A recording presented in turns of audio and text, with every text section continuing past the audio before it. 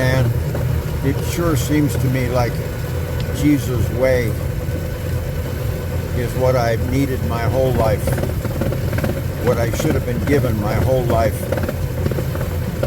what I was given at birth, and never should have been taken away from me, but it was by our sick culture.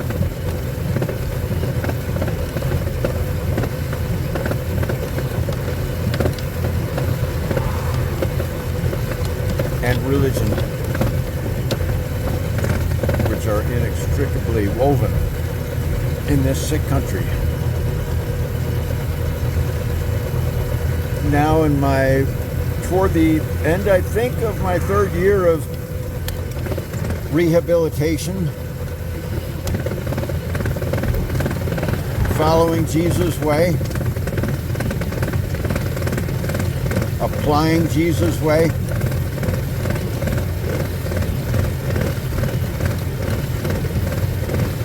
living Jesus' way as best I can, as honestly as I can.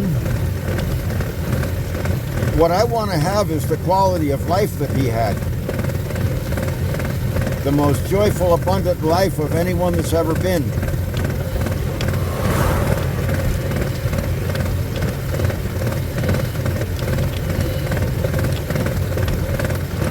I don't want to be right. I don't want to be wrong. I want to be on the path toward his quality of life. And I not only feel like I'm on the path, I feel like I'm in the kingdom. There's no pat on the back with that. It feels like I'm in the kingdom. And by being in the kingdom, to that degree, I am not in this hellscape world that we have created, that we have destructed.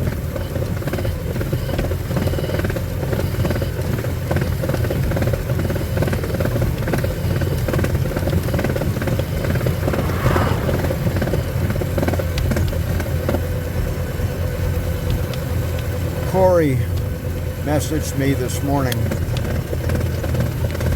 or commented on a post where I mentioned how cold it is here.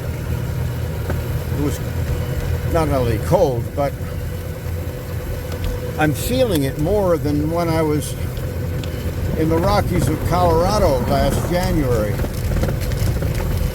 It's more than survivable. We're fine.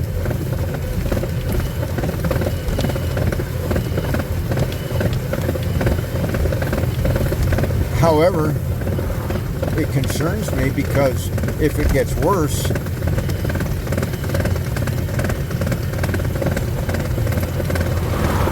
we could be in real trouble. There's no support for hours, no refuge for hours. But my point is, he very empathically said, oh man, being cold is miserable, and it caused me to reflect. Well, absolutely, but I'm not miserable, because I am aware of this world, I am responsible to this world, I am not blocking out this world, but more and more I am delightfully obsessed with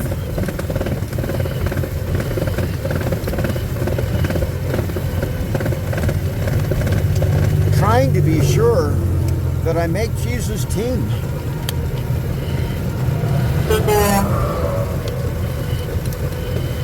I want to make Jesus' team. Honk of encouragement from a truck going the other way, a semi going the other way.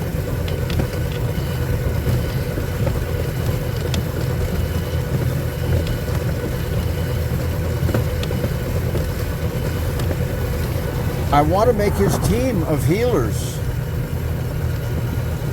that every waking moment for eternity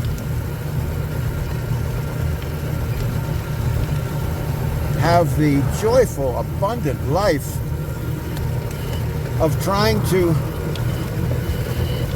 heal those that didn't reject being a child of God, that didn't make it clear here on earth, I don't want to be a child of God. I want that yacht.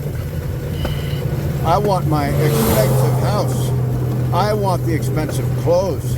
I want the adulation of my friends. I want friends. I want people to think I'm great. I want them to think I'm wonderful. The point isn't those bad things. That's man's kingdom. That's not God's kingdom. God's kingdom sees bodies suffering and writhing because they're lost from what their DNA would have them be. Full-time servants of souls even needier than them.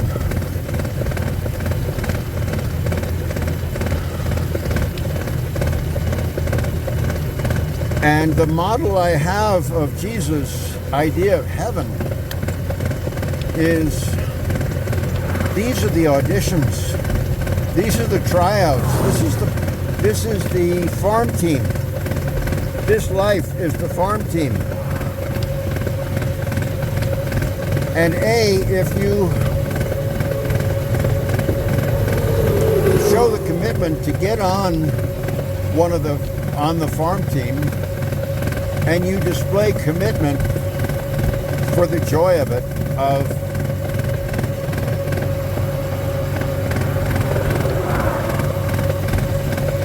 becoming a better and better contributor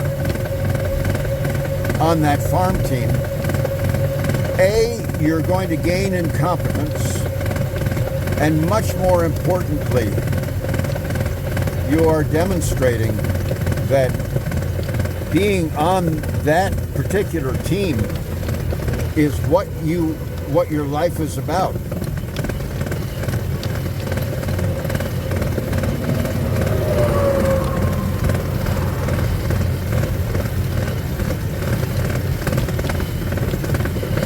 That it is not about what you wear. It is not about what you eat, except that you have the clothing and the food necessary so that you can do the service, so that you can do the serving. This is the farm team. This is the tryouts. This is the internship. And again, the biggest determinant is to find day after day, hour after hour, that despite all the temptations of man's world, boy, you know what? That's just not what I want. I like this healing stuff that Jesus demonstrated. I like this being a healer. I like this helping. I can't stand life in this world except playing that role. I can't stand it.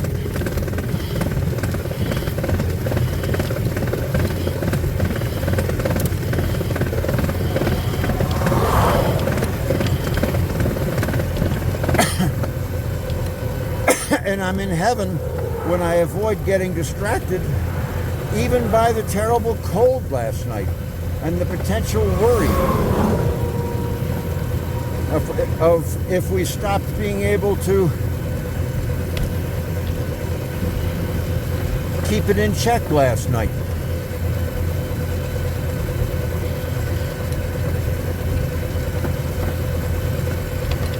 It's what I needed my whole life, because what I didn't need is what culture gave me, to tell me that I'm a child of man, of man's way.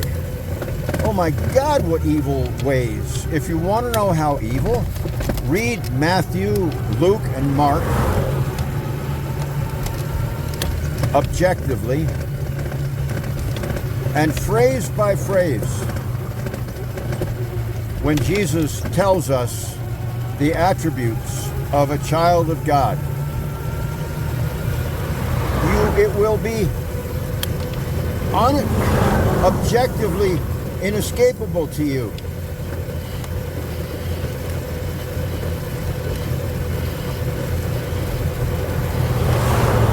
That man's way, the American culture, the Western culture, is exactly the opposite. Blessed are the poor in spirit. We're taught to be arrogant. We're taught to be self-confident. We're taught to pretend we know what we're doing, that is, we're taught to lie. Blessed are those who mourn. We're ashamed of mourning. We see it as weakness.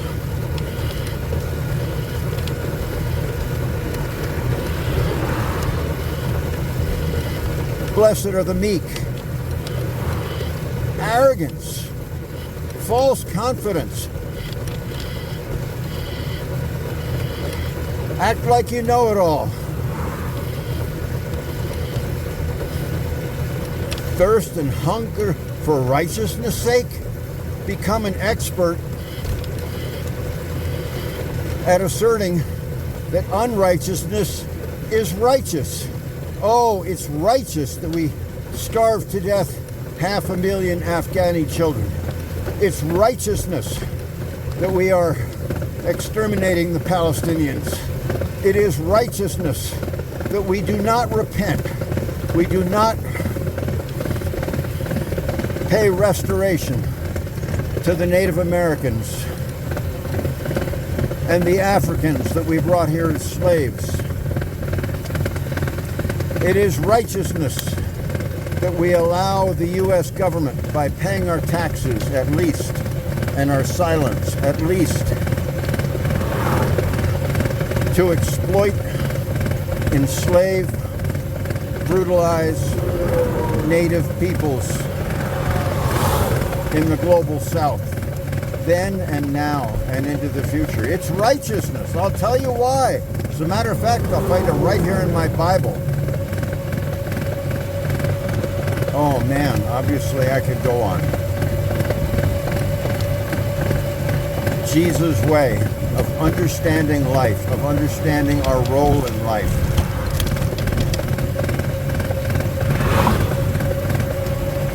A belief system. And the point isn't that it corresponds materially with external reality. The point is that it is an optimal way of returning to the type of being that we are as